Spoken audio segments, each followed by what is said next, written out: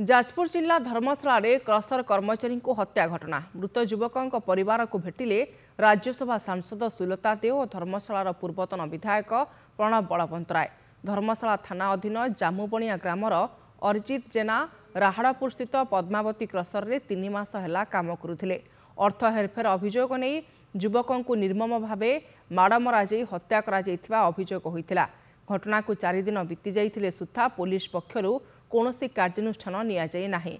आज परिवार लोकों को भेटी आलोचना करने सह समवेदना जणाइछन्ति सांसद और पूर्वतन विधायक जो माने एभली अमानुषिक कांड घटाइछन्ति सेमानक विरोध में दृढ़ कार्यानुष्ठान पई दाबी करिछन्ति। एते बर्बरता और एते अमानुषिक कांड बोध हुए आम कौटे आखि उठला दिन ये सब जिन आम देखिनु। आशा करूँ ये देखो बापा आपण समस्त अच्छा बापा बड़ बापा कौन कहले जे तांकर से वंश भितर समस्त भाई गोटे मात्र पुओ था से केते कष्ट कहले आम वंश बुड़ीगला। ये कष्ट जे माँ आखिर आम लुह पोछी देवी कि पुओ फेर पारूँ। निश्चिंत भाव में दाबी करूँ सरकार दृढ़ दृढ़ कार्यानुष्ठान ग्रहण करंतु।